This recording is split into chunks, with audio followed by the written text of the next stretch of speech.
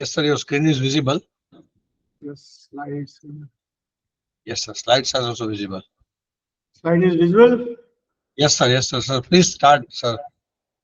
Okay, thank you, Gaurav. Good afternoon, everyone. And as Gaurav told, I was working at ERL and now I joined a few months back only. University to just teach curriculum coaching, teaching here.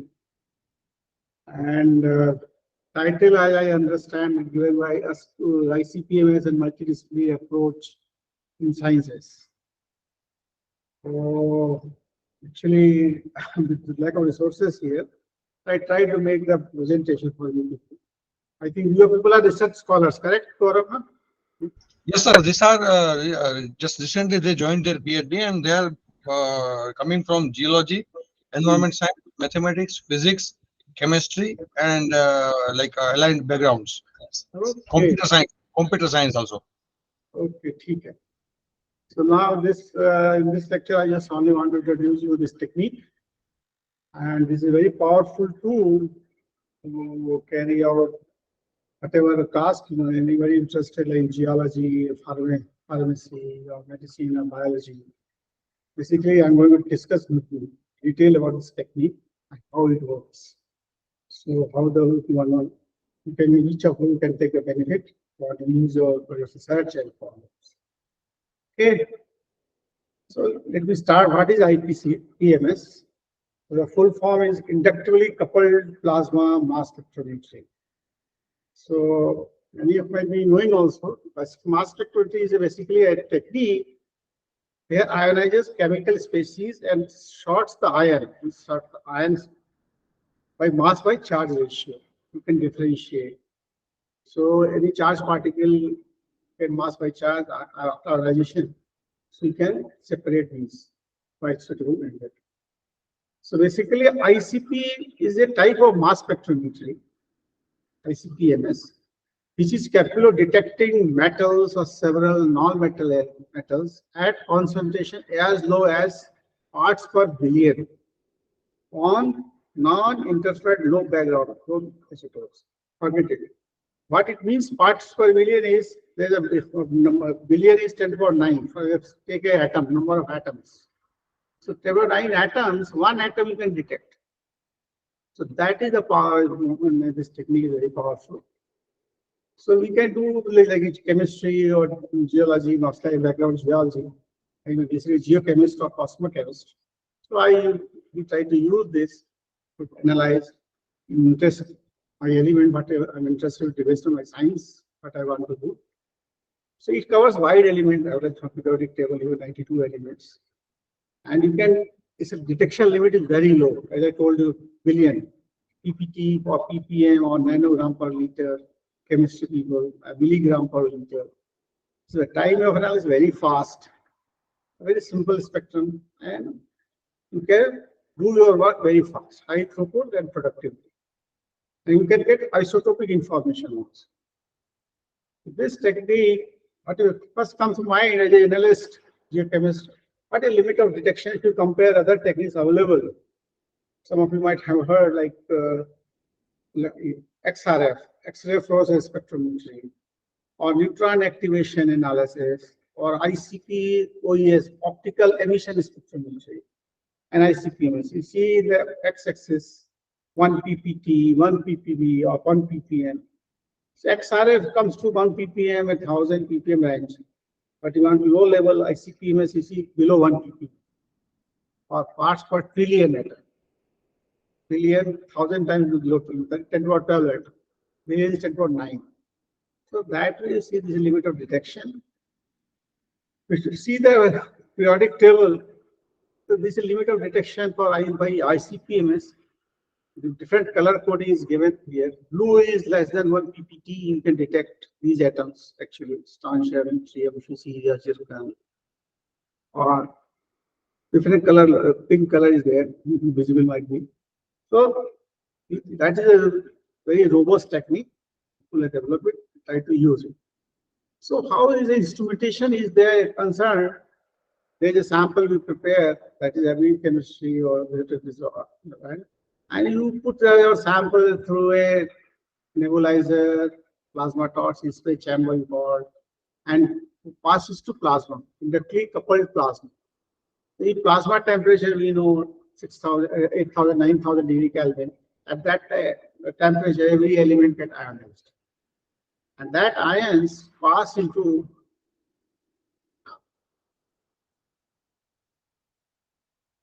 here samples are going in the space nebulizer, in the space chamber. That samples, aerosol mist, what you call, go to the plasma torch, pass it plasma torch, and there's a plasma is ignited by that plasma elements get ionized. That ions pass through from atmospheric pressurized interface, go to inside the machine, which are under vacuum. There we separate this based on mass by charge, ions are get separated. And suitable magnetic field is physics. Remember in class 12 physics, moving particle take a path based on the light magnetic field here. So, and mostly in I.C.P.M.S. we use quadrupole magnetic sector or quadrupole magnet. Or magnetic sectors are there. That depends on the uses. Magnetic sector we use for high precision dating or reciprocity ratio. But quadrupole for elemental analysis. So that's why I.C.P.M.S. is very common. So very simplified view, sample introduction, where converts liquid sample to aerosol or mist, and plasma, and the plasma decomposes the sample matrix. Then you focus by suitable lenses are there, focus the ions, and this is I will discuss later. The removal spectral interference, all elements are there present in the solution. So we have to get interferences are there, but that we remove. And then a magnet is there that separates based on mass by charge ions. And some suitable counter system is there where it detects ions and you process it. That's it. So basically, with a high vacuum ion optics, these are the systems avoiding vacuum. So what going back to sample induction, we introduce sample, we prepare like a rock lineage, we need to take top samples. We dissolve orbital suitable acid, but that acid should be pure acids because just of elements want to get strontium. The acid might be having strontium also. So that acid we should make sure we are clean acids. So that we can use and dissolve and then make a solution. And then with that sample, liquid sample, we pump through a nebulizer here. And we guide through organ. Actually, argon is a inert gas, but non-reactive, that property of this group 8 elements, zero group elements, where argon, neon, krypton. So argon is very easily available. That argon we can use, purify argon at least. And then through this, we spray in the channel here, like the plasma. And that mixed particle passes through them. The big droplets we can settle there, we can drain out. This vertical peristic pump is there that rotate sample low and down. So more than 5 microns is written here, diameter size, the plasma. There are other methods of sample introduction. Based on that, people try to use like laser evolution nowadays because no need to dissolve the rock. Okay, for samples, we directly fire the laser, take out the material from here and guide to the I.C.P. here.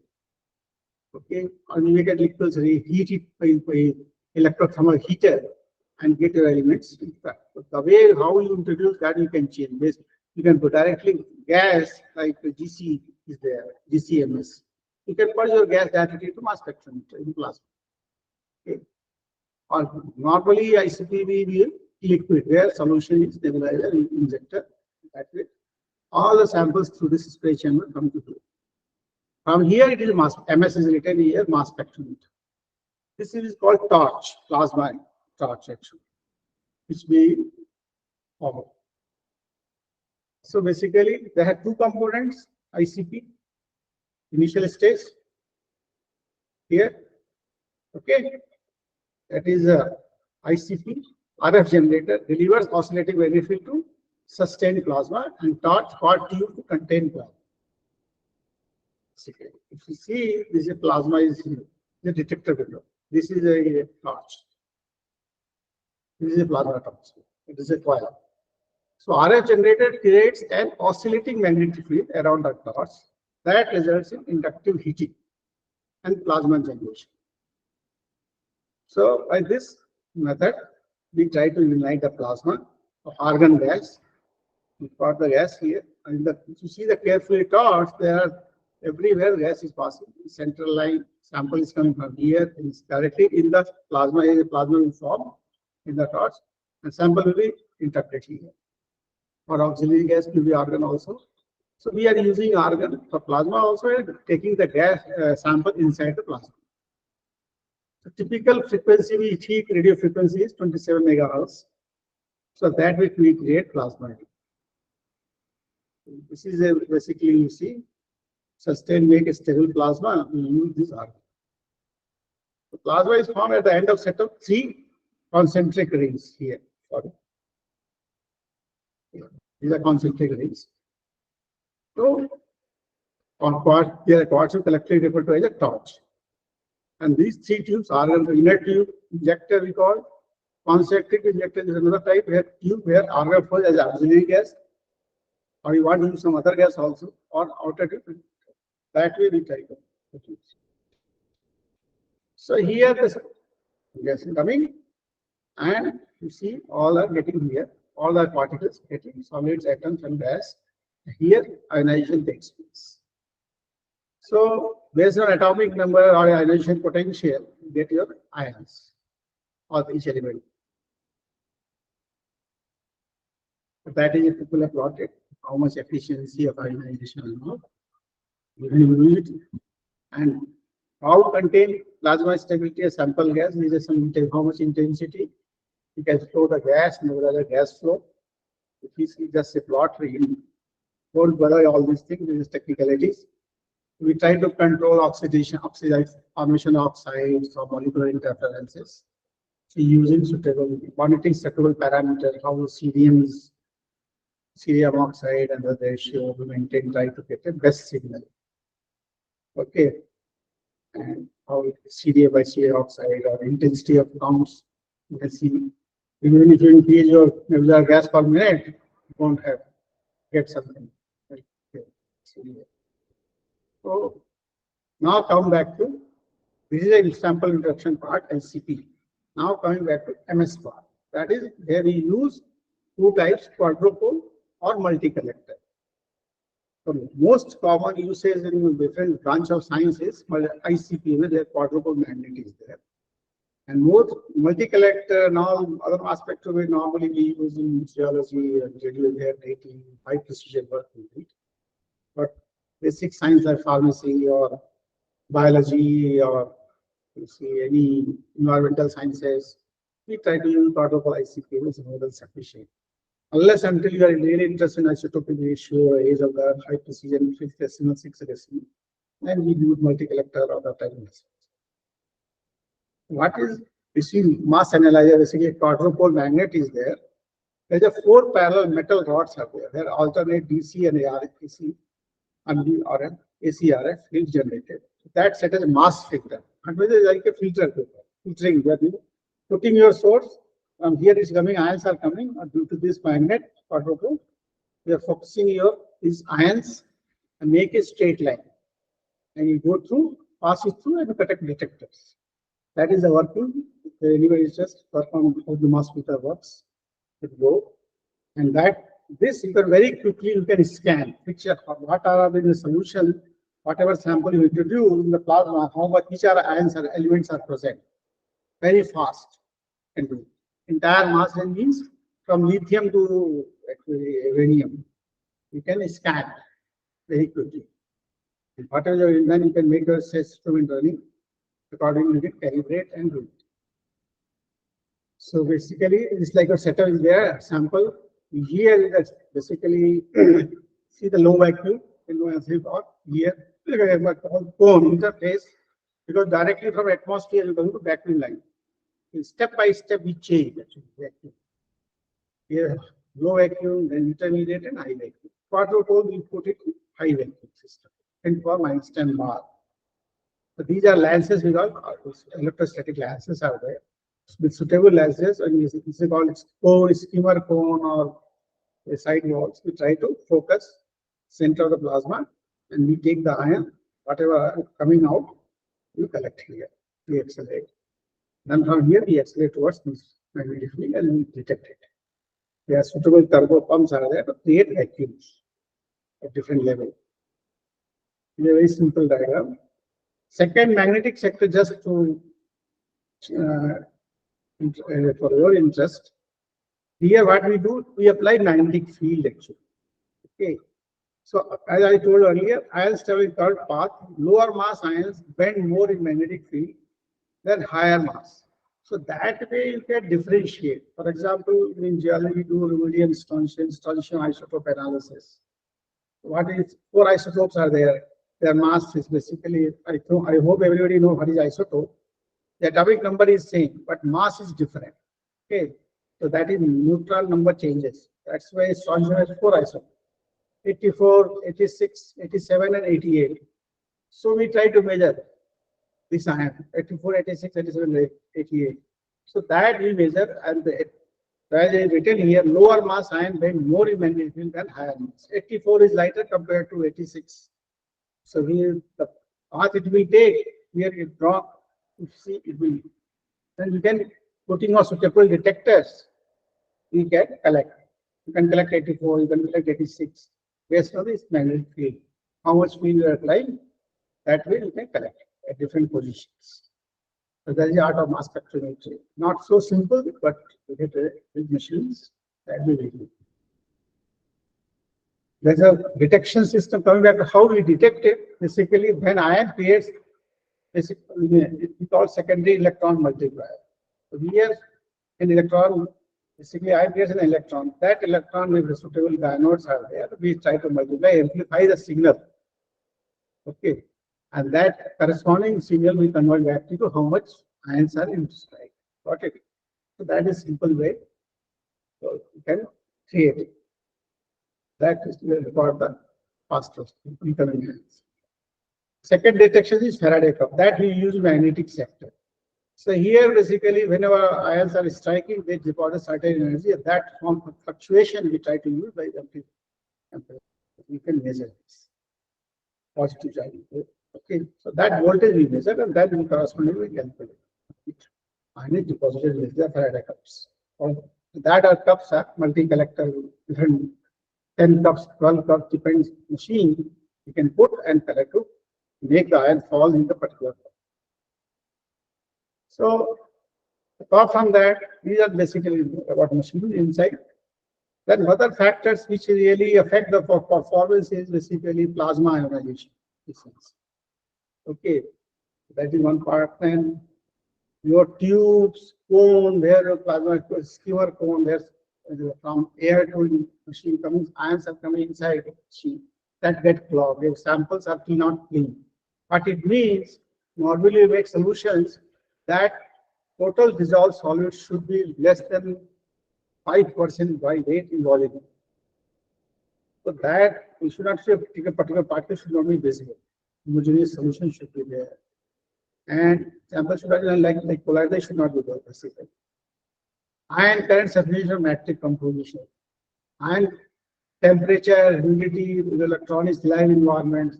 And then most importantly, isobaric elemental and polyatomic interference. What argon we are using, for example. So if you want to measure iron 56, you cannot measure. Argon is 40, oxygen is 16. They can form an argon oxide, argonite. So argon oxide and iron will come at same place. So that is coming back to your mass resolution. Your mass spectrum to I.C.P.M.S is not very efficient like magnetic sector. Normally we have mass resolution wise, somebody interested in 0.03 atomic mass unit of better one of 0.07. Maybe that ANA dissolve. Or dissolve like active specimen. For that we need multi-collector. So these things keep in mind. Then coming contamination issues are there. The container should be clean, reagents we are using, chemicals. lab, your environment electronics, a sample collecting system, and how we are so many parameters are involved that create a good analysis, good data, we make sure a lot of things, not so simple. So coming back to what I was talking, polyatomic spectral interference caused by presence species with same mass, as I told you, our example of our, because often you can doubly charged, double compound, complex, either chemical properties, they can be formed. So we have to make sure these things, and that way to achieve the data, true signal. So to overcome these things, people have developed collision or reaction cells technology. What they will make ionized collision, try to collision, and or chemical, they use suitable chemicals to make chemical reaction. Based on all these energy filter or kinetic energy distribution, they try to do. Or they use hydrogen or helium or ammonia, which are non-real, or we are not interested in measuring all these. So using these, we can hydride, we can form, or helium, we can try to remove the contaminant. So that way we try to use. So basically, just a collision mode is sort of removing polyatomic interferences. Anyway, I don't think so. It is time to, because you are too young to know all these things.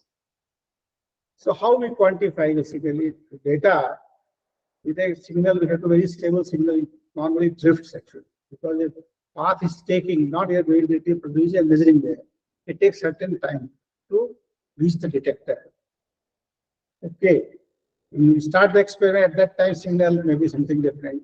Then your blank level also in how to overcome these things. We try to use sample matrix, sample standard bracketing also, or we take internal standardization. Try to do all these things, or external study we try to do, isobaric interpretation. All these we have to quality checks. This is one example. There will be a linear, the machine is running for acquisition time. How the linear it will look like in the data, or how it will change curvilinear, that's a function of time. Actually. So these things we have to make sure in the data to get it correct. We have to correct for these things. Okay. So for this region, we try to develop internal standards actually. We take mid-mass element, for example, whole from lithium to uranium. So indium is very common, people try to use. And depend on your or really is rhenium 185. We know the known amount internal, we try to add internal standard in your solution, sample solution. We know how much we have added.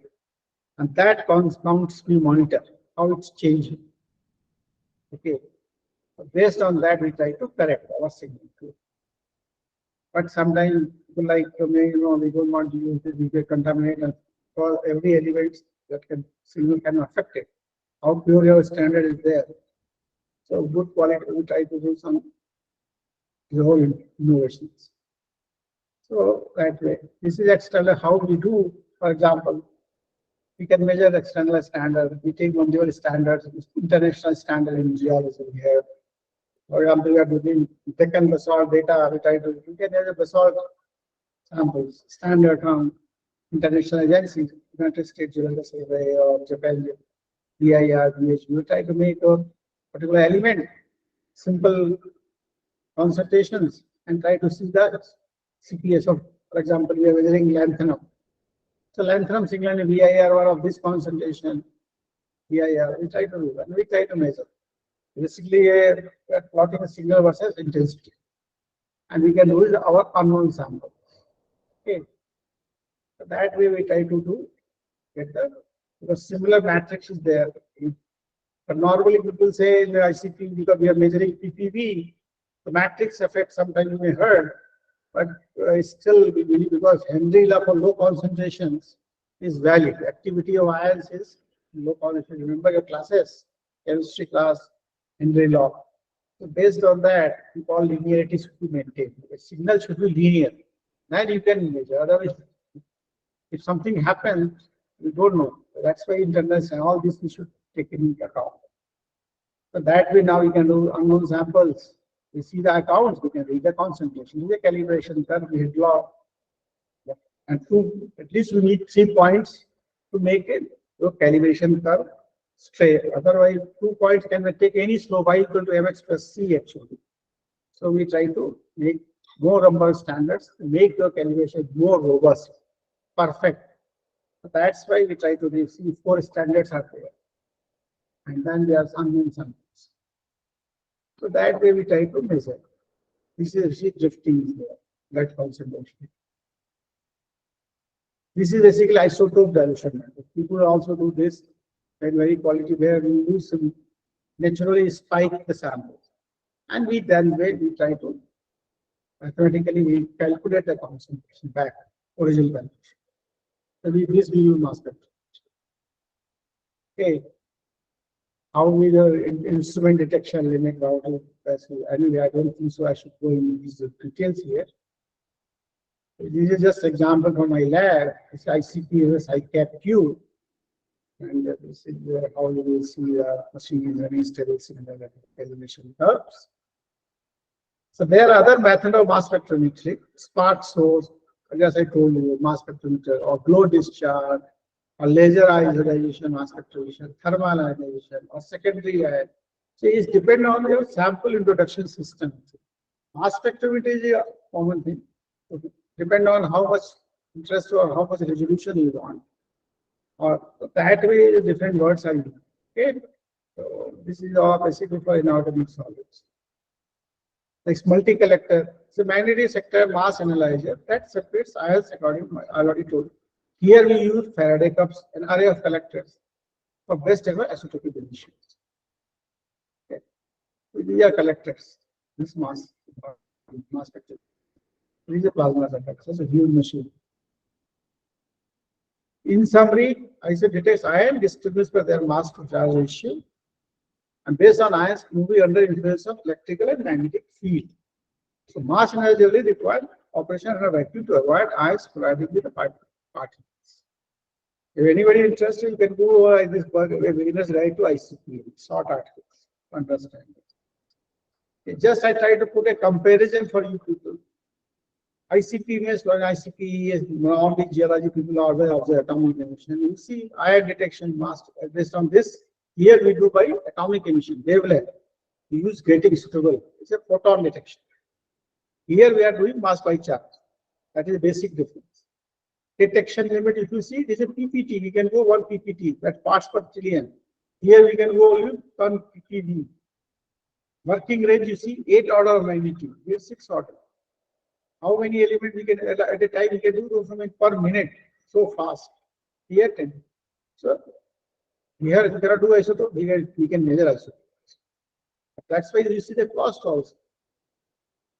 That is a predictable spectral effect. We know that. Here much greater, you can try. That's just to impress upon you. Normally people heard these words by CPIAs. So coming back to application, if you see my technique, okay, fine now. As I told you, geologists harness the power of I.C.P.M.S to unravel the intricate elemental composition of rocks, minerals, geological samples. We analyze trace element and isotope gain inside Earth's crust formation, the evolution of tectonic history. So now quite ore geology we can do, ore, how much ore purity of the ore, any contaminants are there or not, any particle trace impurities are there, we can viability of this.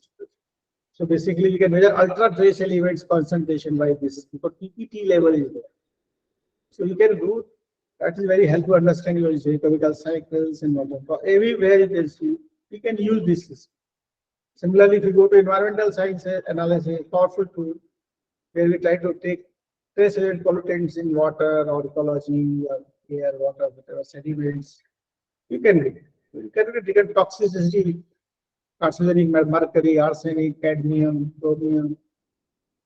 Similarly, if you go to pharmaceutical and biomedical research, and where we will try to very indispensable now, very common to element trace elements behavior in metabolism, potential toxicity in biological systems. Coming back to forensic sciences also analysis. It's a very detective identifying trace element at various samples of forensic samples. Here establish crucial links between your suspects, crime scene, victim. So that is a tool. and we can do it with hair, oil, samples, but only here how to make these samples to go through the machine. That is a technique how to develop samples. So you can even geographical location of the origin of the sample you can tell based on isotopic ratio. Here I just want the isotopic ratio is crucial. Whatever is bought element in form, this ratio when earth has formed, that has a form in nucleosynthesis. So we know how it is involved. Any sample forming any like ore through earth material, that is coming with a certain ratio. That is law. If that is based on that time and age or location, you can pinpoint the sample. That is called provenance. That we do in sedimentology also. That's why it's written here. Even nanotechnology or material science, we do characterization, policy control, precisely elemental where the impurity is located. You take out a sample by laser, you can fire the laser if it flies, and you can see on surface analysis. You can use this. Food identification, you can think of it where you can use this. Okay. Quality control, safety assessment, measuring any critical nutrients, toxic element present in the food, vegetables, you can do this.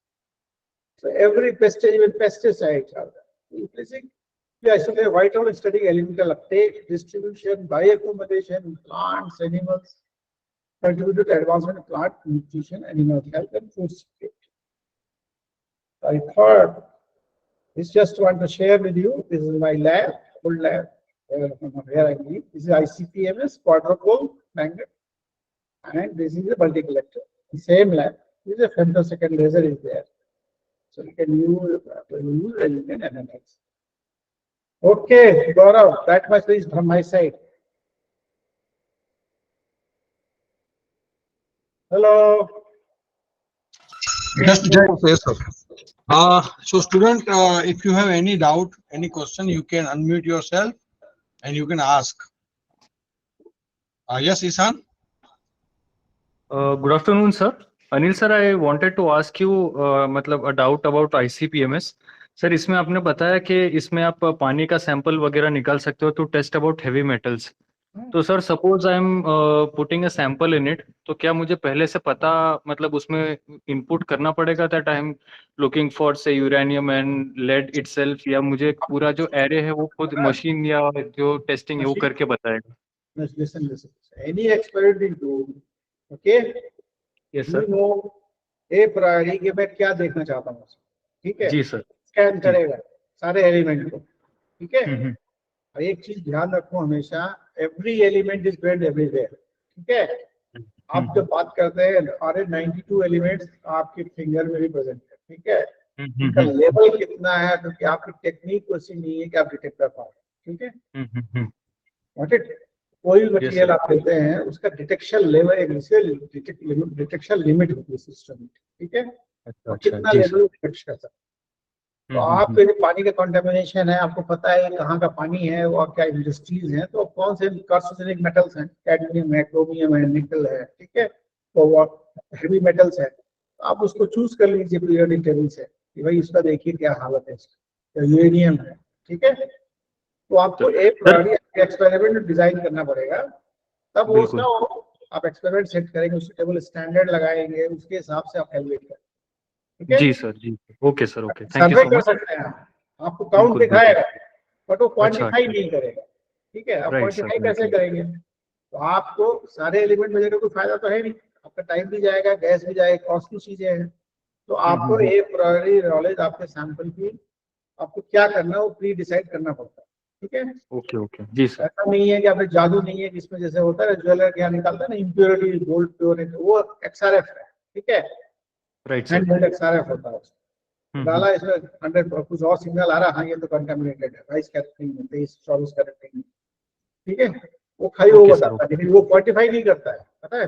बिल्कुल sir, जी sir. ठीक है, इतना level. Okay sir, I look into it sir. Thank you. Thank you, Ishan. Anyone have any more, like any more student want to ask any question? Okay, so I think, sir, everybody is clear. Yes, Yeah, Sir, so anybody wants to write, they can write me, give me my email address, I can communicate with them. definitely, and sir, after this means coursework will provide the email ID of all the expert to the Anybody student. they want, yeah, always I'm ready for help. Okay, Thank you so much, sir. So, sir, with your due permission, can we close this session? sure, sure. Thank you, Gaurav. Okay, so student, be there. Like next expert will join in few minutes.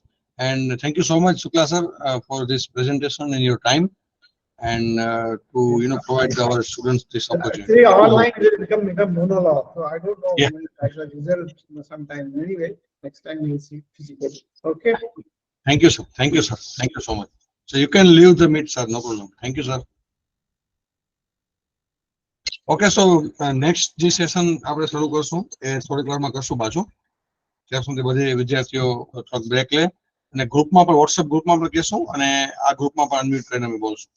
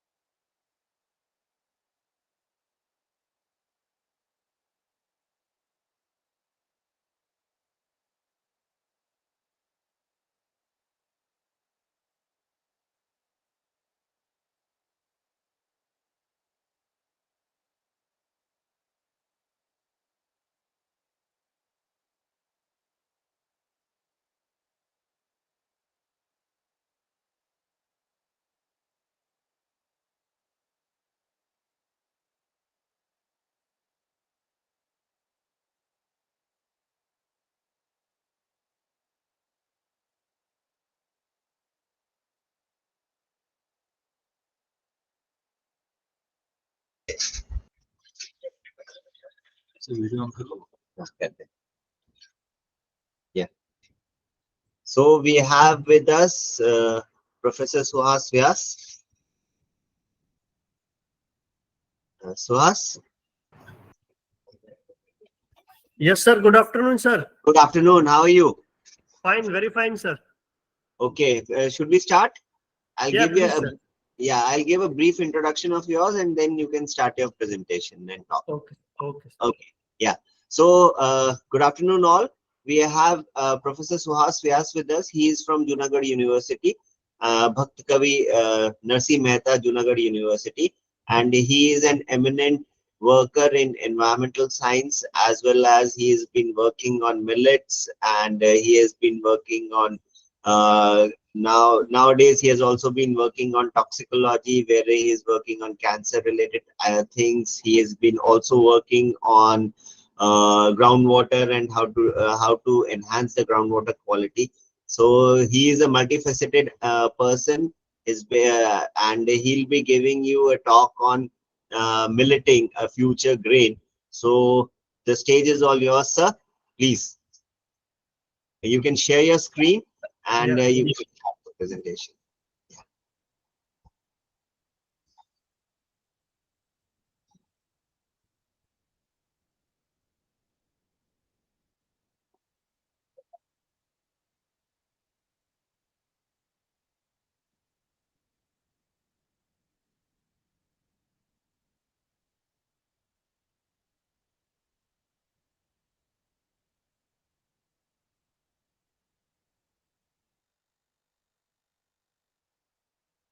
Yes. So I think the slide is being shared, right, sir? Is it visible, sir? Yes, it is visible. It is visible. Okay. Yeah.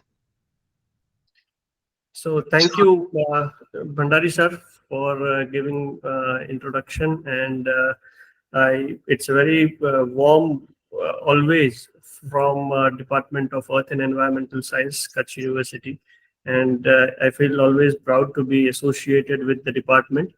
And thank you for giving me the opportunity to share my some of the topics related to PhD students, which may help or just maybe awareness about the topic.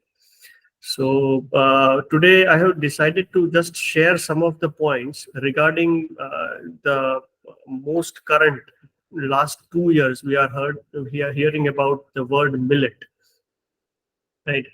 Now, I have seen the schedule of the coursework of PhD. There may be number of students belonging to non-biological science stream also. So there may be geology students, there may be botany as well as zoology and other science subject students, as the Faculty of Science, the whole, is organizing the coursework. So, sir, I think that there may be chemistry as well as geological students also, right, sir? Yes, sir. And We have students from geology as well as chemistry, computer science, physics, maths, and chemistry. okay, great. So the science stream, the whole as a whole is included. When I saw the list of the topics from the schedule of the coursework, I thought of getting some of the new topics or some of the topics which may be not your PhD as a part of your PhD program, but just a sense of awareness, a sense of gratitude towards the millets which the agriculture field is all about. So I have selected this particular points of millet to share with all the science stream students. First of all, we are very much aware that there was a year, that is 23, which was being celebrated or which was being given as an international year of millets. Now, if an international platform is providing such a huge kind of awareness about small grains, right, about very small minute grains like millets, that means it has a very good potential of feeding the the worldwide population at an international level for the humankind especially. So it has a highly potential characteristic of not only for the poor people, but also for the most richest person on the earth. Why towards the richest person? Because in terms of nutrition, in terms of health, which is concerned about. So all the students, all the PhD scholars enrolled from chemistry, from maybe from computer science, or maybe from any of the other science background, other than biological science. It's just a matter of awareing about the millets. We are consuming food in our day-to-day life, starting from morning hours towards the night, right? We all consume different sort of foods.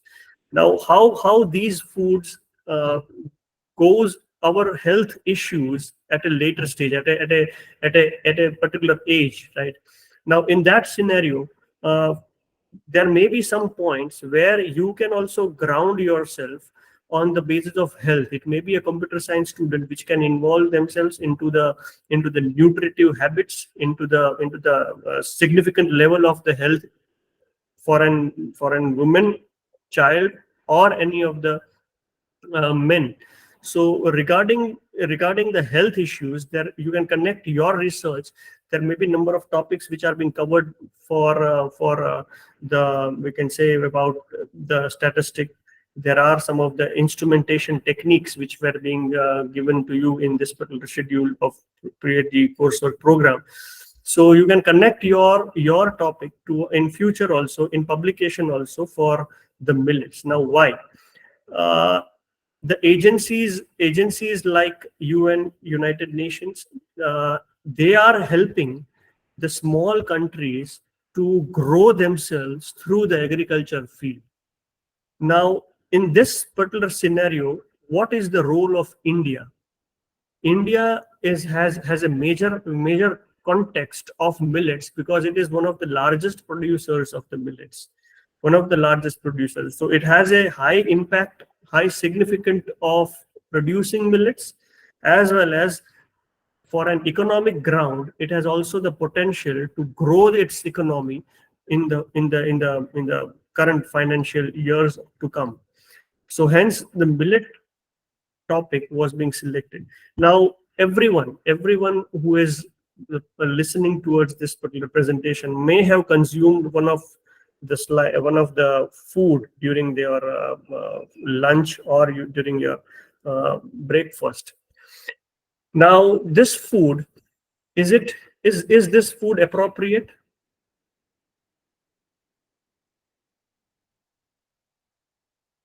Yes. Is this particular food, what we have consumed, or what we are consuming in day-to-day life, is it appropriate? Is it healthy? Is it nutritionist? Will it not harm in our after 5 years, after 10 years? What the scenario of the consumption of food today will be having in our future as far as health is concerned? So some of the aspects which we are unaware, or which we do not look after, that is to be known, or that is to be thought of. Now, for that, I have just gathered some of the things that why food is important, right? What we call food, what actually it is. Now, as a food term, has no particular definition, right? That definition may include nourishment, that is all about nutritions. Sometime at a specific level, what we consume, it's just for the comfort, it's just for having satisfaction, right? That is nothing but comfortness. So is the food can be defined as comfort? Is food can be defined as nourishment?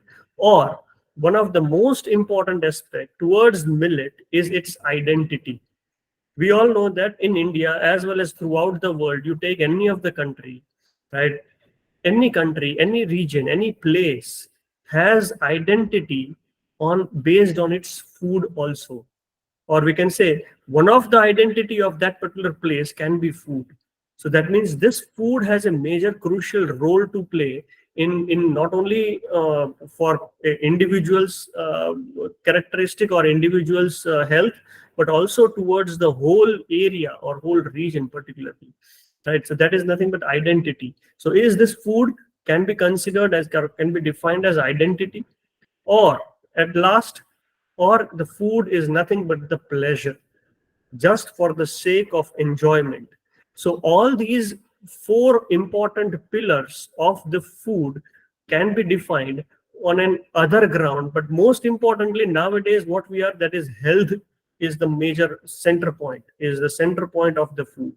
Now when we say health, obviously this health should be covering all the aspects of nutrients, all the aspects of the nutrients. Now health is only related to food, but food is also is to be produced. Now this production of the food is nothing but a particular habitat. Now for that, the appropriate habitat, the suitable habitat should also be provided for growing, or we can say in an agricultural aspect, for cultivation of that food, right? This all four pillars should also be connected with their own habitat of growing the food, that is the cultivation of the food. So other than the health, other than the nutrients, all these issues are, all these characteristic of the food is also connected directly with the agricultural concept. Now when we see the term agriculture, now it is including a culture of that particular area. Now that culture of Indian culture, when we say, that is nothing but the millets. Original culture of India is the millet. If you search, if you go for Google and searching number of history of the Google history of the millets, it will be very interesting facts you can see by different research papers, standard research papers which are published. They concentrate on the concentrate on the context of the millet as well as its nutrients. So if you focus on the modern India as well as if you focus on the ancient India, you will have a vast difference in terms of the grains what is consumed. Now that grains, or we can say ancient India, what the ancient India were habitat of ancient India. Now ancient India had majorly these different sort of varieties of millets. Now this is nothing but scenario which has been changing up to modern India. Now what modern India eats right from today, if you see, the major food which is being consumed is rice and wheat. Now what this rice and wheat leads us to, now this rice and wheat is nothing but on a larger scale or on a growing consumption, they will definitely are leading towards number of diseases, and out of number of diseases, one of the major disease which has the major source rice and millet, that is about the diabetes. Now this diabetes, if you see the percentage of diabetes, it is increasing day by day, not only in India but also throughout the world. Now why? If you think very carefully, this is increasing due to the consumption of the food which is being taken. Now, which type of food is taken? Obviously, these two are the major consumption throughout the world, that is rice and wheat. Maize is also one of the food which is being consumed heavily in one of the continent of the world, but the major players are rice and wheat, which leads towards the diabetes. So this is the point which you are to think about, and which we have forgotten especially. And this forgotten foods are oil seeds, mushrooms, tubers, and millets. These four important, we can say, umbrellas of our original ancient foods, they are the major givers, nutrition givers. And these four groups, these four groups are definitely forgotten today. Nowadays, obviously, due to the awareness, the mushrooms as well as the millets are being enhanced, not only in the economic side, but also in the consumption side of the normal Asian population. So just remember the oil seeds. Oil seeds are also different varieties of oil seeds which are being consumed in different continents. Mushrooms, there are varieties of mushrooms which can be consumed as a food, and increasing the utility of these mushrooms can also increase the health of the individual, as well as the tubers and millets. Millets I'll talk in the later slides, but varieties of millets are also growing in India, which is the major producers of different varieties. Now, if you consider our modern food baskets, there are limited items in terms of sources. Now, say for example, how much food which is being taken is important. So where has this food gone? That is, how much food what we are eating today is being coming from the ancient times.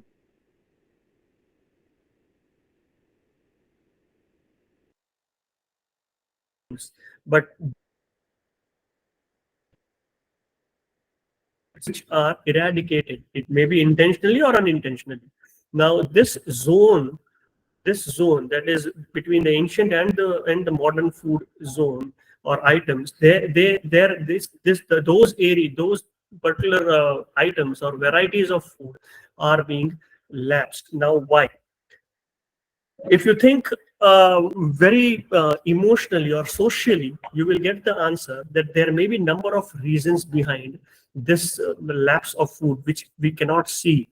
It also diverse varieties of agricultural products are not being seen today, which the ancient people might have seen. Now the reason behind this may be political. There may be some number of, I will also cover some of the points which are included in the political point in the next slides. There may be economical as well as ecological reasons. Now, if you consider the political areas where the basket of food is being narrowed down, now that political may be due to the civilization, due to the encroachment of Western civilization. Now, economical, obviously, it can be understood that farmers, where the farmers can get more income, they will be obviously growing that particular products or that crops which can make them wealthy. The third one is ecological. There can be issues like climate change. There can be issues like modernization in agricultural fields, so that the habitats are adaptable to wheat and rice and maize. And ecological conditions, that is the habitats, the water, the soil, the fertilizers, all these things have been changed, and hence the ecological criteria of the ancient foods are being lost, right? And the advanced food, that is modern foods, which is coming or which we are consuming today, have been prevailed. But out of all these three things, one of the most important factor which the literature shows, you will be very much surprised, one of the most important factors which the literature, that is the shame. I repeat, that is the shame. Because when a modern person, when a modern individual is consuming bread, is consuming rice, is consuming wheat in one or the other form, is considered to be a rich person. Whereas a person consuming any variety of millets, maybe what we call bajra or any of the other type of varieties of millets, is considered to be poor. So there was a phase in maybe about 20-30 decades back. That phase was considered that this millet is to be considered as a poor man's food. It was being tagged.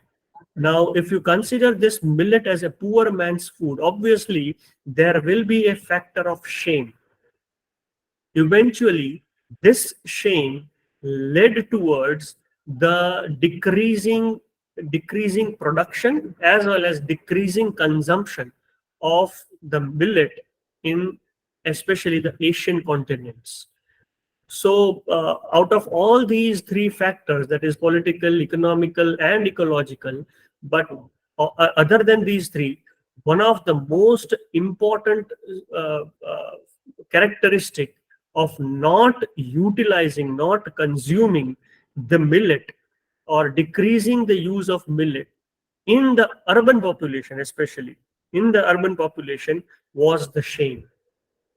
Right, it has been also quoted in number of research papers as well as in number of authentic talks given by the scientists at an international platforms. So this millet was being named as a poor man's food, right? Hence, this particular poor man's food was obviously being not consumed by the rich people, and those food which are not consumed by the rich people, obviously it will have an effect after 5 years, after 7 years, 10 years on an agricultural economy, right? So consumption as well as production of millet decreased due to the tag which was being given as a poor man's millet. So that phase was very important to draw the millet up to the downfall in the agricultural field. But still today, as well as previously also, the millets was consumed heavily in the rural areas, and still today it is being in the Asian continent. Now, if you very carefully observe the agricultural scenarios throughout the world, right, globally, it will be very clear that how this trend of this millet decreased, right? Now, this trend significantly decreased since 1920 to up till 2000, or we can say 2010. Now, this food chain, or food scenario was important to for the millet to its downfall. Now, in 1920 to 30, if you look at this particular slide, every decade is being significantly decreasing the millet production as well as consumption of the millet. Though it was very much aware that these millets are important on an health-wise, as well as this millet is important for the agricultural field also to satisfy the production, satisfy the consumption of the high population. So in 1920 to 30, in this area, wheat and rice were emerged as a dominant cereal crops. Right, it was started in 1920s. Now, during that years, this was given more and more encouragement towards the major two crops, and that also wheat and rice. Now, you can think very easily that why wheat and rice? Why only wheat and rice? So that the population in the next decades to come obviously will be getting habituated only on these two types of cereals. And this, who will be benefited by consumption of this particular wheat and rice? Obviously, those countries which are growing more wheat and rice, right? So in 1940 to 50, you can also see the change, early stages of Green Revolution. In the year 1940 to 50, there was a Green Revolution intentionally, which was being initiated at a lower scale. This was the introduction of high-yielding varieties of wheat and rice. So you can imagine, you can see the progress of this Green Revolution. It was obviously initiated during 2030s, right? But the name was not given as a Green Revolution, right? So in 2030s, it was being given as an encouragement to grow more wheat and rice. In 40 and 50, different varieties of wheat and rice was being aware, or was being prevailed in different countries. So what happens is, now there was a stage of Green Revolution. Now this can be given as a Green Revolution. That is, what the Green Revolution is nothing but shifting the crops shifting the crops, that is shifting the consumption of the crops towards the population of the whole globe, or all the human beings. So that green revolution rooted the wheat and rice in different varieties of wheat and rice in throughout the globe, right? Then this 50 and 60 period, that is that decade, was being clarified, was being given the name green revolution, right? So we can understand it was initiated in 2030s, then different varieties were being implemented, and it was implemented in 50-60. That is, this will be the green revolution, and this green revolution now, which is being shifting once again, right? Now this green revolution in 50-60, that decade, was only for wheat and rice. These two crops were major dominant crops. Now, of course, after 50-60, 70-80, it continued the growth of wheat and rice production.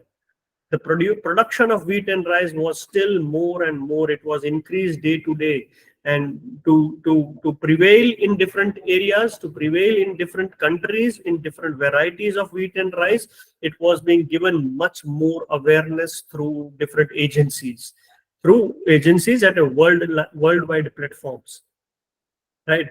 Now, once again, in the next decade, that is in 1890s, the green revolution was established as an focus on cash crops like maize, soybeans, and cotton. Now, once again, there is a shift. There is a slight addition of some of the other crops which were not originally from our continent, but it was being tactfully being implemented through the green revolution model about the cash crops like maize, soybeans, and cotton, so that the farmers at one stage obviously will be start growing on the economic purpose, start growing those cash crops, that is maize, soybeans, and cotton. So we can understand through 1920 up till 1990s, this particular scenario was very much pre-planned, that introducing wheat and rice as in dominant crops. Now there will be a primary, we can say primary green revolution, which was initiated with different varieties of wheat and rice, and then original green revolution was being implemented and made aware throughout different countries, and which was being prevailed in 80s also, and then new products or new crops were being introduced through this green revolution, right? But then the awareness came. Now this awareness, that is up till now, we can see the millets, the quinoa, as well as ancient grains, what we referred at that time, where the poor man's crop or poor man's food, now are being highlighted. Why? Because to survive or to feed the population, such a huge billions of population, human population, there should be an alternative, and that alternative is the millet. We are increasing. We are obviously increasing. That the population is rising day by day throughout the world. The agricultural land, the agricultural field is decreasing day by day, right? So to have an alternation for giving more production, more food, the millets can play a very major role. So the scenario of green revolution was continued up till 90s, or we can say up till 2000, and then a shift can be measured or can be seen very clearly, that 2010, that is 2010, the millet were being introduced, and for that the varieties of millets throughout the world, when it was measured, it was seen that India and Africa were the two major continents where millets can play a major role in feeding the whole world's human population.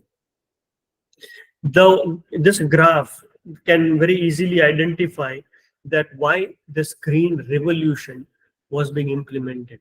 You can see very easily the scenario of the millets the production is being calculated based on 1,000 metric ton.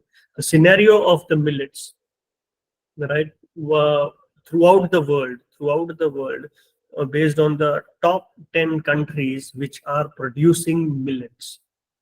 There may be number of other countries also, but the top 10 countries, India stands at the first position. Production of the millet is on a very high scale.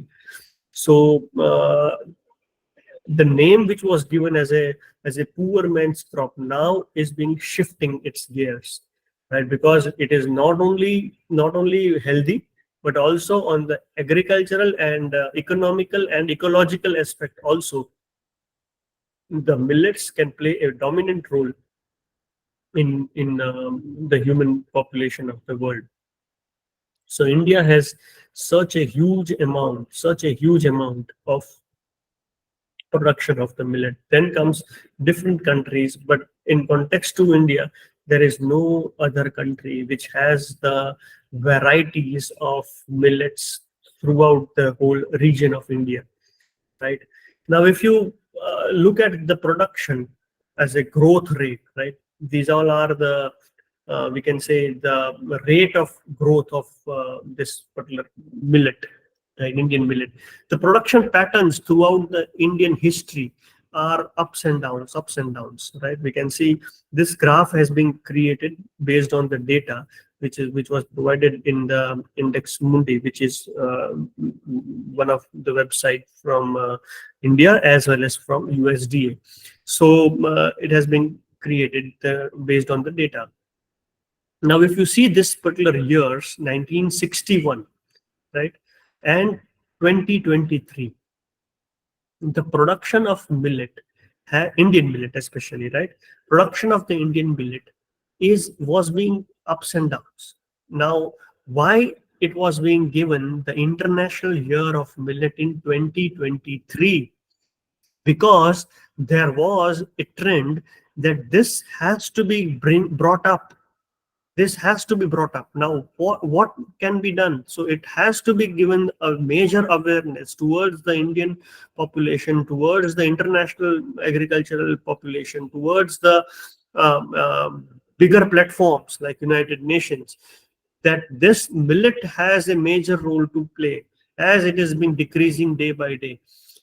After Indian independence, the production of millet was around, we can see, 2,000 tons per year. 2,000 tons per year. That is 2,113 tons in 1950 to 51 and 54 to 55. So up till this particular area, duration of time, this was, which gradually decreased.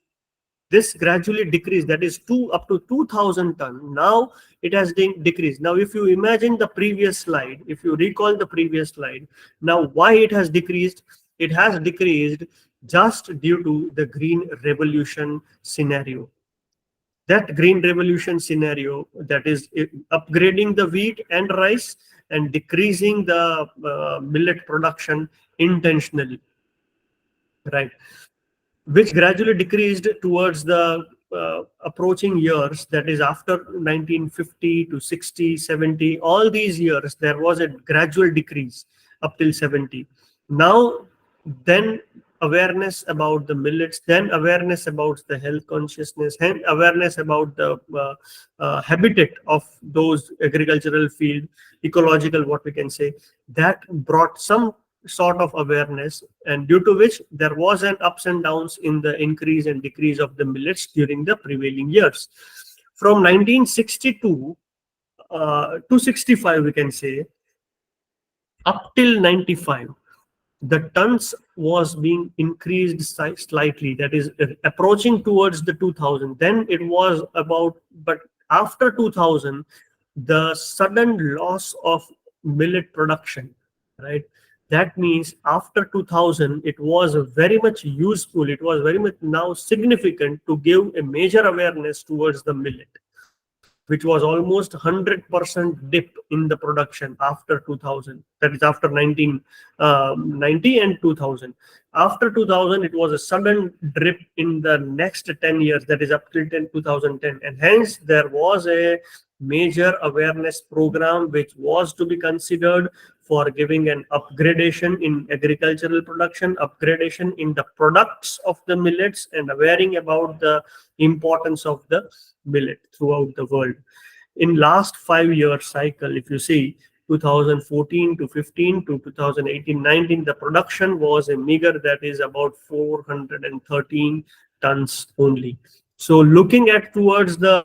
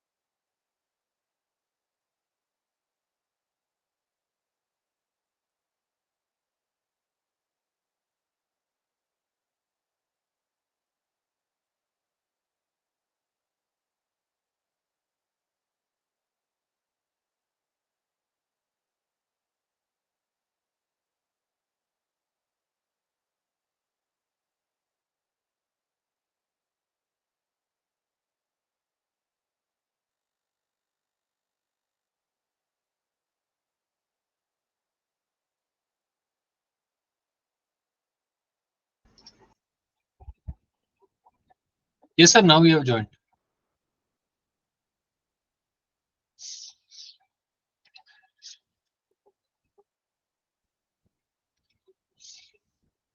Sir, I think you have not unmuted yourself. We cannot hear you.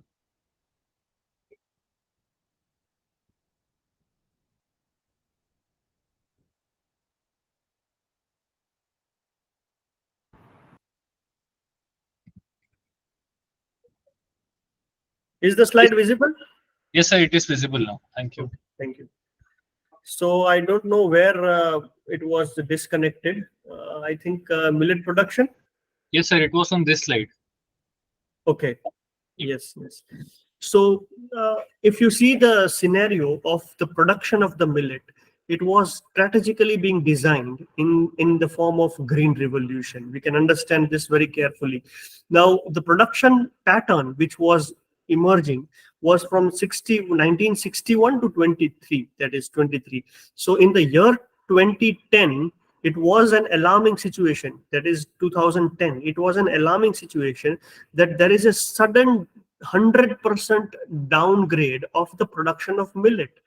Now, as it may be intentional or it may be unintentional.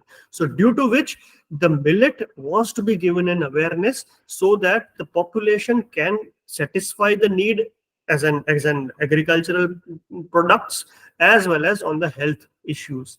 So this data, all these figures are being generated from the USDA website as well as from this particular link of Indian websites. So you can also go for it, knowing more details. Now the varieties of millet are today we can see number of varieties of millet which are being also published by the Indian government, central government as well as United Nations. But this particular fact that millet has lost their significance was just due to favoring the policies of rice and wheat, right? That is favoring the green revolution, and eventually which we are facing, that millet declined its production due to favoring the green revolution policies. Now, the millet's nutritional component and the nutritional component of rice and wheat, if you compare both these groups, obviously there will be very less difference. But if you compare the disadvantages of rice and wheat on one side and millet on the other side, there will be more disadvantage in rice and wheat compared to that of millet. So that point is to be taken into a major point for understanding the role of millets. Now, as I mentioned earlier, there are number of significant players in the green revolution. Wheat and rice, obviously, but the third important significant player was corn. Now, you can clearly see from this particular slide that corn was being introduced in the green revolution as a cash crop. Why? This was done intentionally due to the production scenario by the country. United States, China, as well as other countries like Brazil and all these, some of the countries had a major production of corn. So what to do with that production? Now that agricultural politics came into the picture.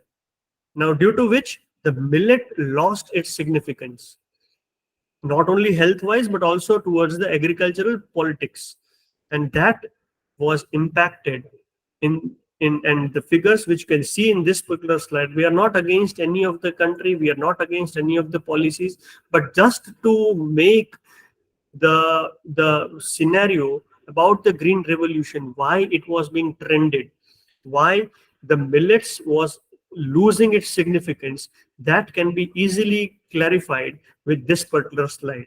If you recall the previous slide, that in 1961 up till 2010, at least 2010, the growth of the corn production was increasing in a country like India drastically, or we can say significantly.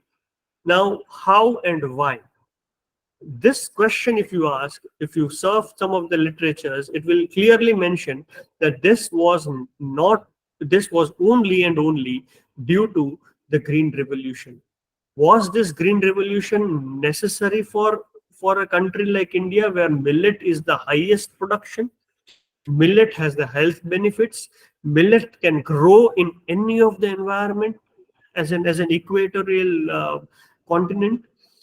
These questions, if you ask, that will get very much easy for understanding that the production of all these cash crop was strategically increased in these years, that is in starting from 60s to 2020s, or we can say 2010. Then in 2021 to 23, you can see the figures. These figures was now getting stable. These figures were now getting somewhat stable, or difference was a little bit less compared to that of previous years, right? So the trend which was being growing and growing about for the production of those cash crops, due to now the awareness of millets, now which we can say, which can probably say that the trend of millet is now getting more in compare, more we can say, or equivalent towards those cash crops.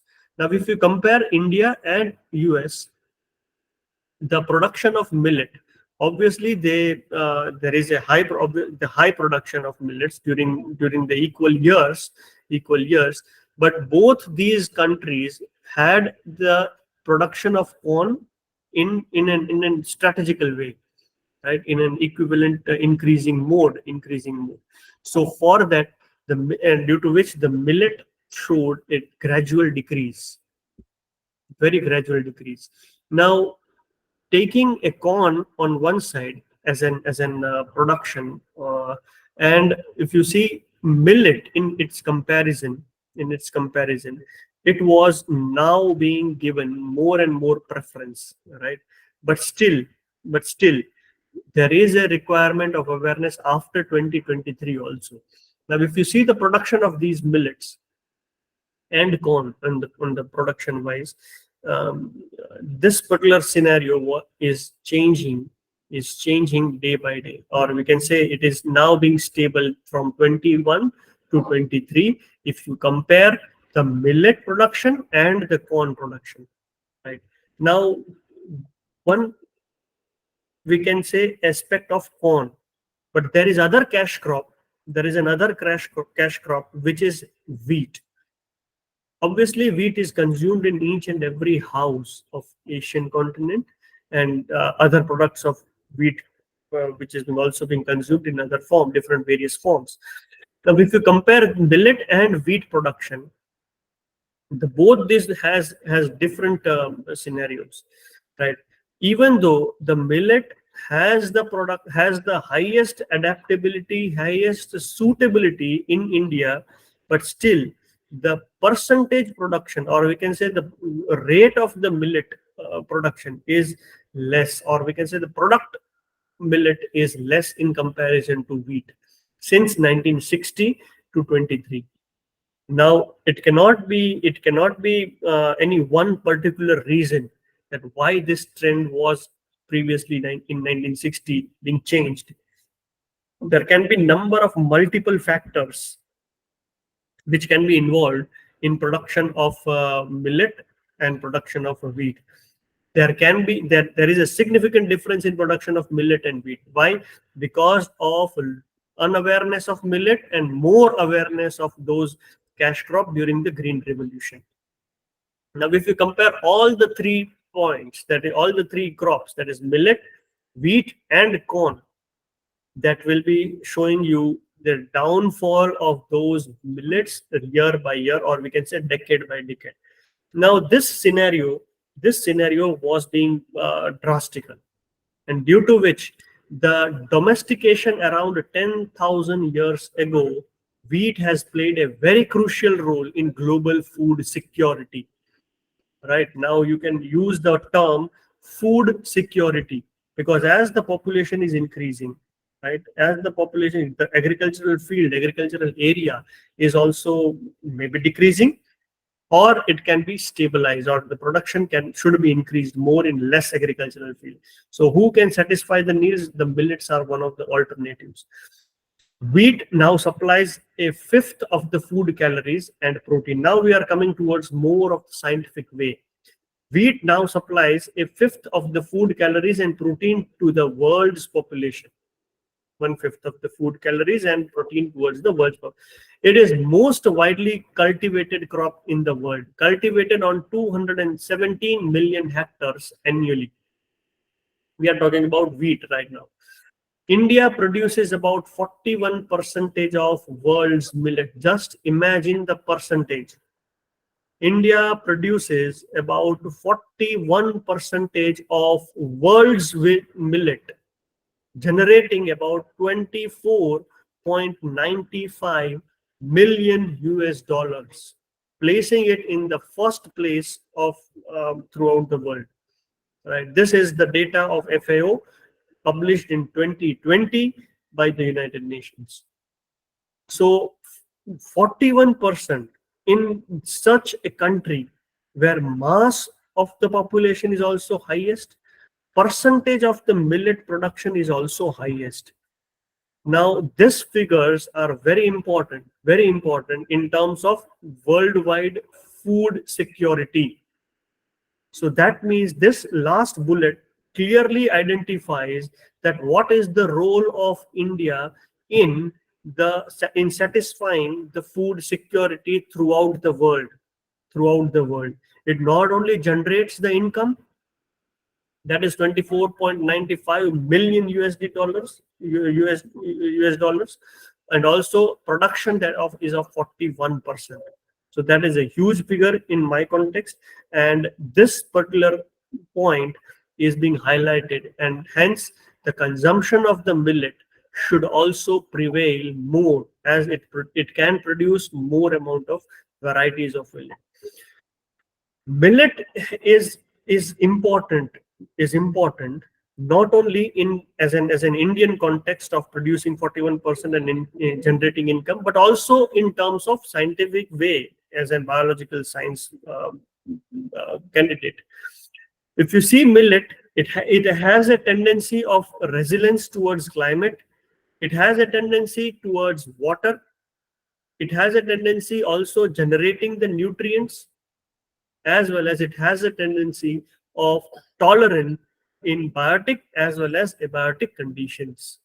So millet comes about all the four aspects, that is climate and nutrients. So hence millets are important.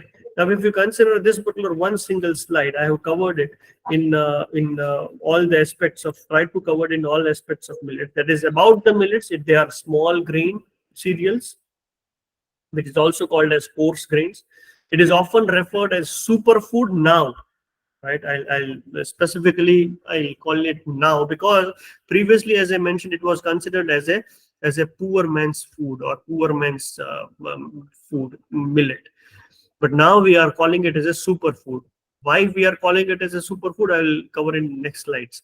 Among the first crop to be domesticated, the evidence of millet consumption dates back towards the Indus Valley civilization, that is 3000 years, 3000 BC. Okay, so this particular food, superfood, which we call it as a now, it is not a recent development of, but it is an ancient food throughout the Indus Valley civilization. The ancient food grains first domesticated the plants for food. Right, it is one of the ancient food grains. Millets are collective group of small seeded annual grasses that are grown as a grain crop, primarily on the marginal land in the dry areas of temperate, subtropical, as well as tropical regions. You just imagine the capacity of growing the millet in such a diverse agricultural field. That is, it can also grow in dry areas of temperate, subtropical, as well as tropical regions. Hence, the importance of millet is far more better than the other crops and other cash crops. India and millets, it has one of the largest production of millets, 20% as well as 80% of the Asia's production. Ragi, jowar, sama, bajra, variga, all these are the millets which are common millets of India. Indigenous varieties, that is kudo, Kutki, China, and Sanwa. These all are the products which are considered to be indigenous. Now, indigenous varieties which are originally from India, right?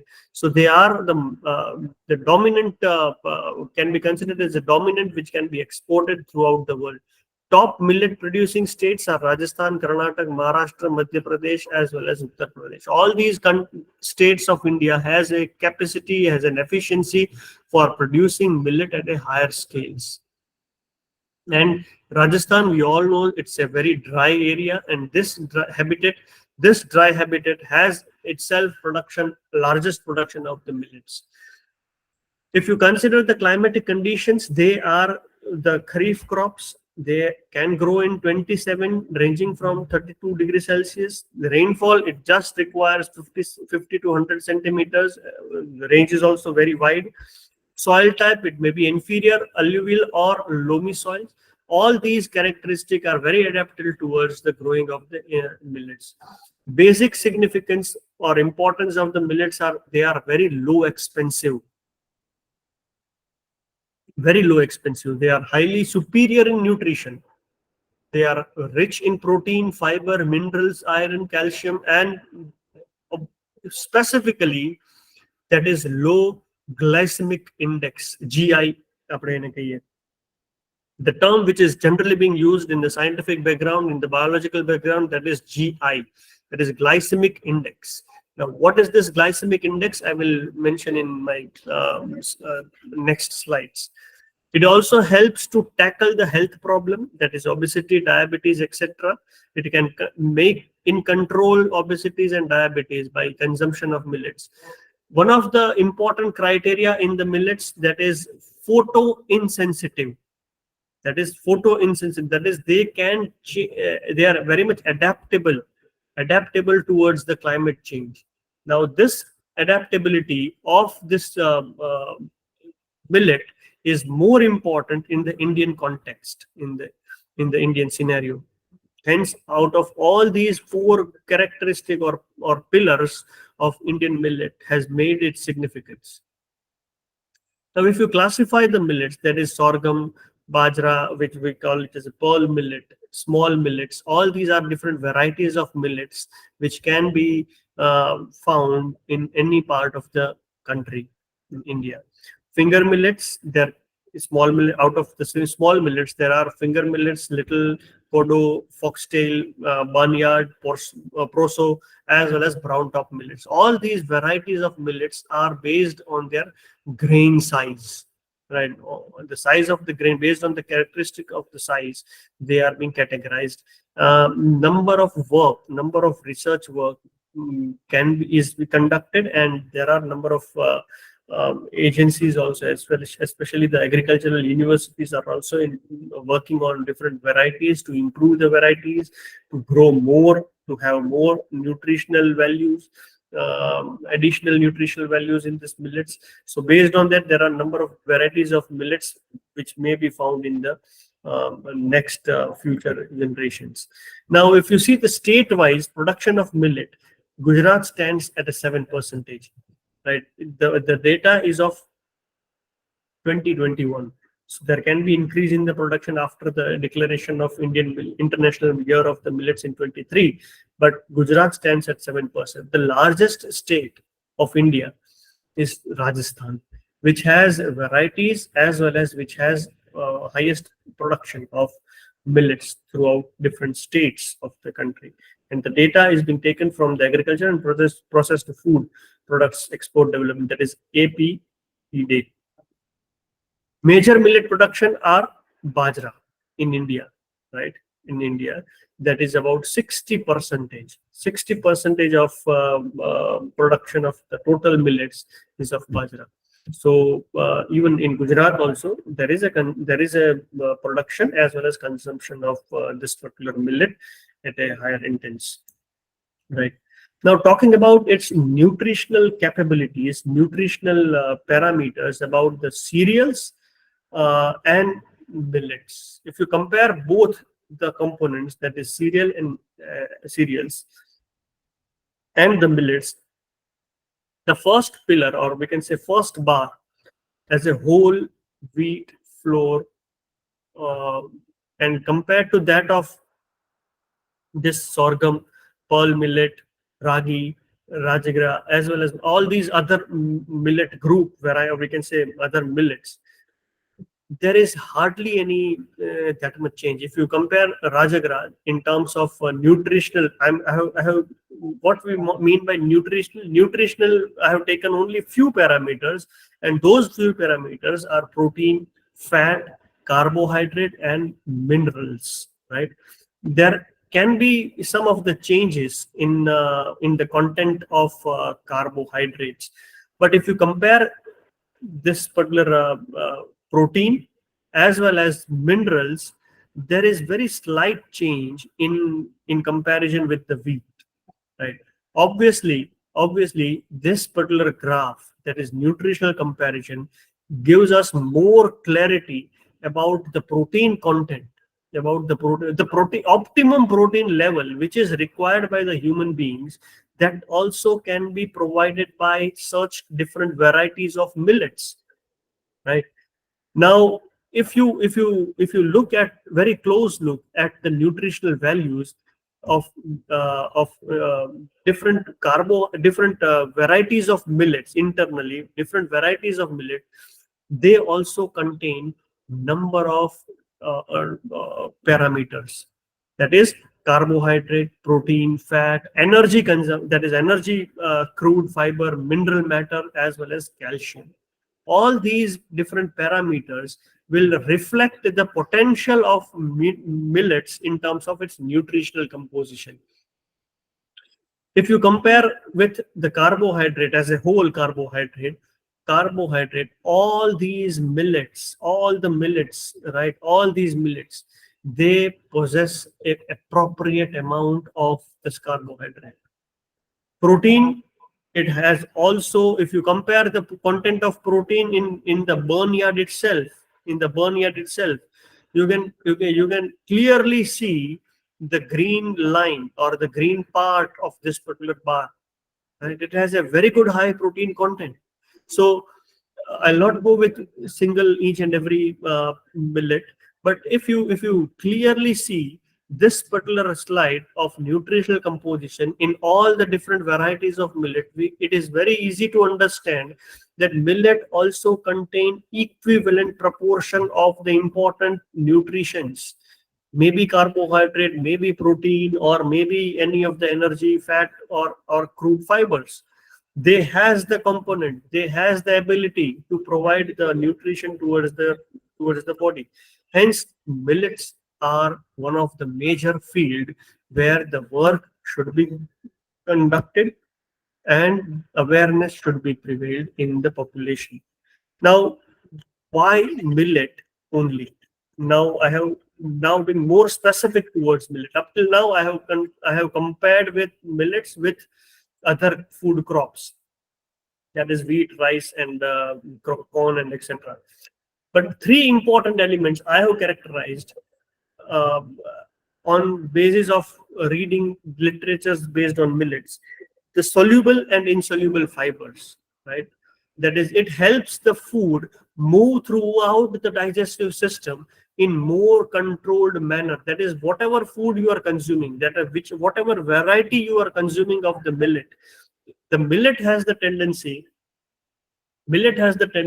to move the food throughout the digestive system in a more controlled way.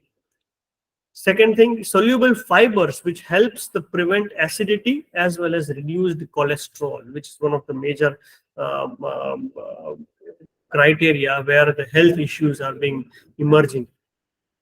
So fibers, which helps to prevent acidity and also to reduce the cholesterol, can be found in the millets. Second point, that is complex carbohydrates. Complex carbohydrates now feel satiated for longer and will not feel hunger pangs in between the meals. Now, if you consume millets, that will be not only helpful in the nutritional way, but also the span or the duration of your hungerness will also decrease. Less snacking and more productivity. the health benefits of millets, that is complex carbohydrates, which are important to be present in the food, which are present in the millets. And soluble and insoluble fibers, number one. Number two, the complex carbohydrate is also present in the millet. Now comes the third point, the three elements which I was talking about, that is soluble and insoluble fibers. Number two, complex carbohydrates. And number three, that is the G factor. Now this G factor has two dimensions which are more scientific. The people from computer science, the people from physics may not be that much aware about this particular G factor. But in terms of biological science and in terms of chemistry, this G factor has a major role directly, which is connected to the health issues. Now, what is this G factor? I have divided it into two different divisions, that is glycemic index and gluten. Now, what is this glycemic index? It is an experimental figure which reflects the overall spike in the blood sugar after the meal. Right? If we have more glycemic index, that means the blood sugar level will be increasing after the meal. Eating more low glycemic index food reduces the risk of diabetes over a long period of time. Hence, we have to consume those food which has low GI, that is, which has low glycemic index, right? Which will be obviously decreasing the risk of diabetes. So this is very in short definition of glycemic index, just to know what is glycemic index. But there can be different sessions on glycemic index, which food comes under. But millet is one of the food which has a low glycemic index and which can reduce the risk of the diabetes for over a long period of time. If you consume millets on a regular basis, obviously the risk of the diabetes will be reduced. Second G factor is, or the G term, which represents gluten. Nowadays, if you purchase some of the foods, it will reflect a tagline that is gluten free. That means gluten is not present in that food. What is this gluten? The main storage protein of the wheat grains, right? This gluten is one of the major storage protein of the wheat grains. Gluten is nothing but a protein. It is a type of protein, right? The percentage of gluten in less amount, that means it is a good grain. So this millet is a gluten free. It has a gluten free that is protein. Gluten protein is less in comparison with the other crops, that is other cash crops, that may be wheat, rice, or other cash crops. Sickling in rye, avenines in oats, all these are the gluten materials. So this G factor is very important in terms of glycemic index as well as in terms of gluten. Now, if you consider gluten as a important criteria, as a G factor, gluten factor in the millets, right? What is gluten all about? Actually, this gluten is made up of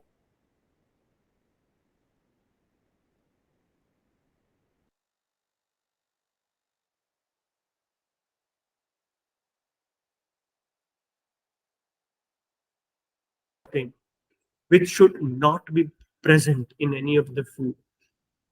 Now, this gluten leads towards a disease, what is called as celiac disease. Now, this celiac disease is nothing but an illness. This illness is caused by the immune reactions which are due to the gluten. Now, this gluten, when is consumed in form of wheat or in form of other grains like barley, rye, or wheat. Now, if it is consumed, this gluten, that is nothing but a protein, will be in the immune cells. This attacks the cells of small intestine, it makes a layers in the small intestine and produces autoantibodies against the tissues, that is transglutaminase, which will lower the immune system. And this figure, you will be very much surprised, this figure of celiac disease is in 1%. Is in 1%. So out of 100 people, 1% will be having this celiac disease that is related directly towards the immune system. And it is consumed, if it is consumed in wheat on a regular basis, all these grains which are with gluten on a regular basis, it has the chances of getting into the system, that is into the digestive system, into the immune cells, and it can create diseases, that is especially the celiac diseases, and which triggers an immune response towards the gluten protein in your small intestine, especially small intestine. Now, what are the different benefits of this gluten-free diet? Right, this gluten-free diet helps us in a number of ways. Cutting the gluten from your diet may elevate or eliminate the symptoms of the celiac disease, which includes fatigueness, the energy gets low and low, diarrhea, constipation, gas, bloating, or abdominal pain, migraines, iron deficiency, pains in the muscles, as well as joint. All these diseases will be there if we are consuming gluten. If we are consuming gluten on a higher scale, over the period of time, right? It may not be any for all the population, but if you consume daily for long years, continuous years, then there are chances, what the literature says. Now, when we talk about the benefits of the health for millets, it acts as a prebiotic feeding microflora in your inner ecosystem, eliminates the problems like constipation, excess gas, bloating, as well as cramping. It reduces the risk in gastrointestinal conditions like gastric ulcers. It also optimizes the kidney, liver, and immune system health, treating the respiratory conditions. Anti-acidic, as well as effective in reducing the blood pressures. It helps to prevent the type 2 diabetes. You just see carefully. It helps to prevent the type 2 diabetes, which is also important. Niacin, that is vitamin B3 in millet, can help lower cholesterol. Millets are gluten-free. Millets are gluten-free, which is one of the most important characteristic of millet. So gluten, to avoid gluten, you should go on switching towards the millets. So it will be helpful. Now there are a number of other points also which are to be discussed, but due to short time, I think I have only 10 minutes remaining. Due to short time, I'll just skip this particular slide. I'll just explain you. It is a processing of small millets. There are a number of entrepreneurs based on millets only. Right? What they are doing, they are just processing the food, that is millet, processing the millet for different alternatives. Say, for example, bread, biscuits, rotis, fermenting processes which are being developed, and food industry are gaining economy based on millet industries, Right. On the other aspects, on the biological sciences, abiotic factors, millets are also important as far as environmental science is concerned. We can grow in any of the environments. Now, when I say any of the environments, that means under the stress conditions also, it has the sensitivity to grow. It has the adaptability to survive in harsh conditions. Now, harsh conditions may be due to water, may be due to nutrition, may be due to fertilizer, may be due to soil characteristic. These conditions, generally, the crops are able to survive. But in this condition of millet, it doesn't require any of the specific treatments. Millets are generally photo-insensitive.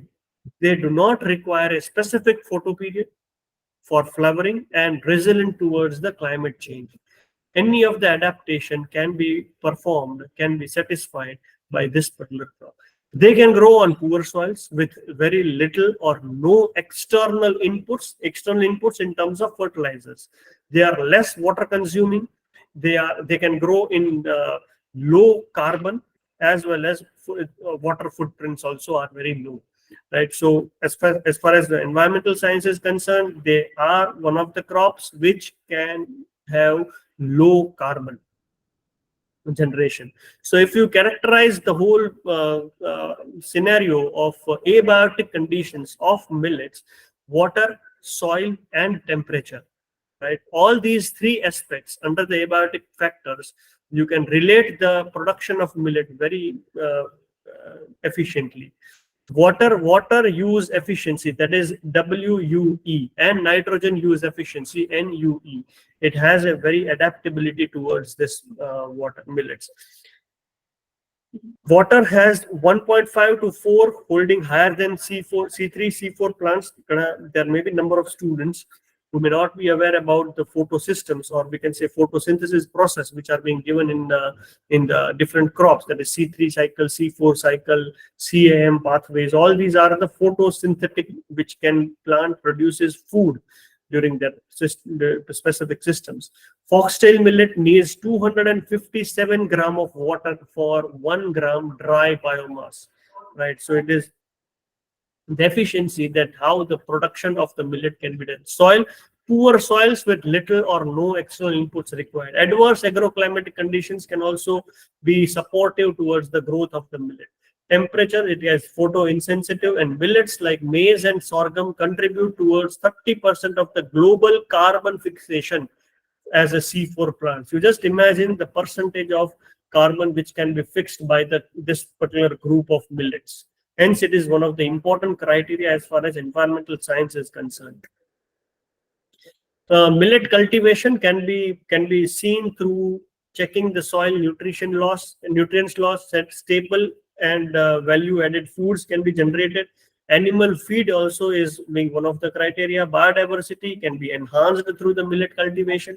Food and nutritional security is being intact with the help of millets. And obviously the carbon sequestration, which I showed you in the previous slide, it has about 30% of the carbon which can be stored in different varieties of millets by growing it. This is one of the we can say as a side tools which are generally being seen in the websites. That is, it has a very good carbon footprints, and none of our items are gluten free, but they are prepared by the people who are, you can sarcastically you can see this, that is, the gluten free items are nowadays will be prevailed, right? Now there are variety of products also which can be seen in different in the form of millets. That is, traditional products, baked products of millets, as I mentioned earlier, extruded products, and health products. All these can be having an entrepreneurship out of the millet production. Why millets can be one of the future aspect of the world? Because it is a nutritive meal. It has a digestibility, very good digestibility. It is photo-rich food, easily cultivable. As I mentioned, that any abiotic condition can grow millet. It is a disease-resistant food. Iron-rich source is present in the millet. It has a calories which are required by the human body, and obviously it has a GI index at a low level. It is a gluten-free ingredient. These two, that is G factor, as I mentioned in my previous slides, G factor is one of the important factor as far as consumption of the millet is concerned. Various types of millets are found in India, and it should be prevailed.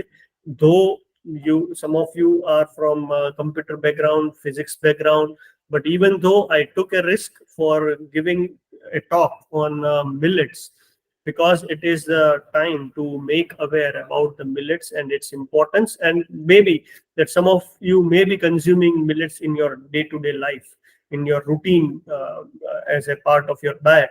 But if you are not consuming millet in a regular diet, there is a time to take a shift towards the millet, not as an we can say change of that, but for a nutritional purpose, right? So we have to wind up now, and I will stop with this at the end. I will stop with this particular slide, that the pearl millets, they can be, as in human beings, we can compare to steady, to become a strong person, to which has a resistance towards the heat, towards the temperature, towards any abiotic factors, adaptability. You can say we also, as a human being, also should learn something about from the millets, that how they can grow and can be adaptable and can be resistance towards the problems which we are facing, right? This was one of our article which was being published recently in May, from Trends in Food Science and Technology, which has an impact factor of 15, and which was being published by this elsewhere publication.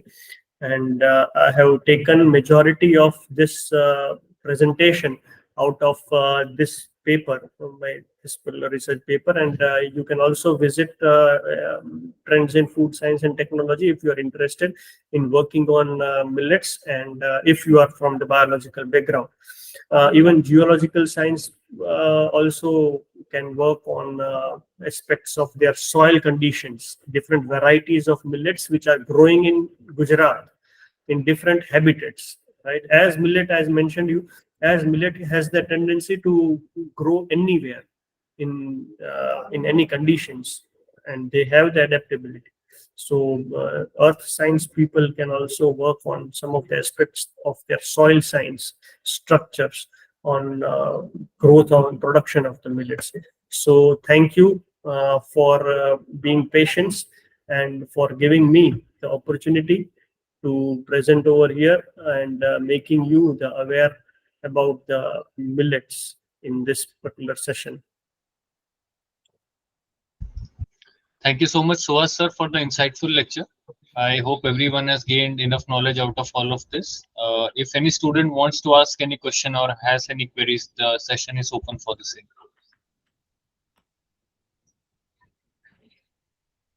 Yes, Hina, Vyas. Sir, I just want to ask you that is there any other crop which is affected by green evolution rather than millets? Pardon, I could not get your question. Sir, is there any other crop which is affected by green evolution other than millets? See, millet is not one single crop, right? It has different varieties. I have taken millet as a whole group. So Yes, there sir, I can be, got it. yeah, there can be some number of different varieties of millet. I was just I have just shown this green revolution just in context to millets, right? And on the other side, the two dominant players which were influencing this millet, right? So if you search the literatures, there may be number of other crops also which may see. Why millets? Because only India has the efficiency to produce the millet at a higher scale, right? Hence millet in comparison with the wheat and rice, I have taken it.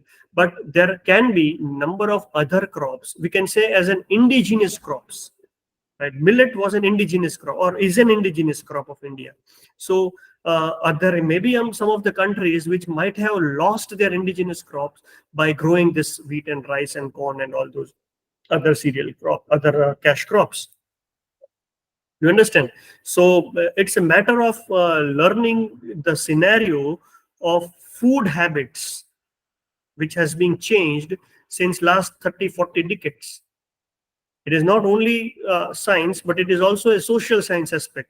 So you can also consider as an biological science about the nutritional values, but also learning the habitats of these crops, as well as learning the shift or transition of millets and other crops in comparison.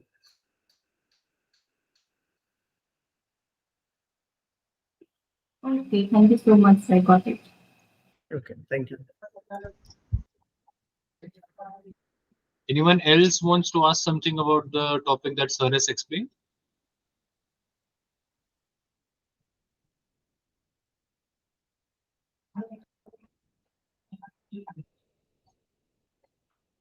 Sir, I think it is clear with everyone else. Thank you Yes. so much for the lecture. And with Thank your you. permission, I'd like to end this meeting here, sir. Thank you so Yes. much. Yes, I would also like to thank.